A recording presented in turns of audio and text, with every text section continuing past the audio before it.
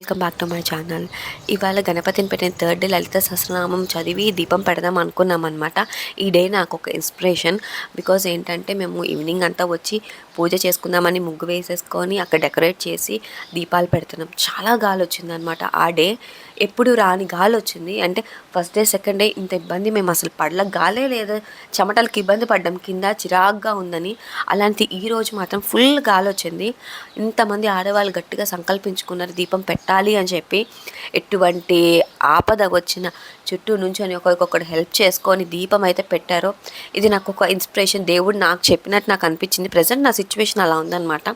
నేను ఏదైనా అనుకున్నాను, నేనే కాదు ఎవరైనా సరే ఒకటి అనుకున్నామంటే గట్టిగా దాని మీద స్టాండ్ తీసుకోవాలి. చుట్టూ ఎన్ని ప్రాబ్లమ్స్ వచ్చినా వదిలేయండి. మనం కనుక ఓపిక్గా స్టాండ్ తీసుకొని పక్కన మాట వినకుండా స్టాండ్ తీసుకుంటే కనుక దేవుడు మనకి ఏదో ఒక రూపంలో సహాయం చేస్తాడు అని అయితే నాకు ఇక్కడ అనిపించింది. అండ్ నాకు చాలా ఇన్స్పిరేషన్ అనిపించింది. మొత్తానికైతే దీపం పెట్టాము, గౌరీదేవి పూజ చేసుకున్నాము, చక్కగా దేవుడికి ఇటు పక్క వినాయకుడి పూజ జరిగింది. మొత్తం అయిపోయిన తర్వాత లలిత సహస్రనామం చదివాము, చాలా చదివాము.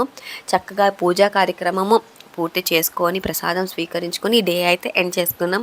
వీడియో నచ్చితే లైక్ చేయండి, అలాగే నా ఛానల్ సబ్స్క్రైబ్ చేయండి.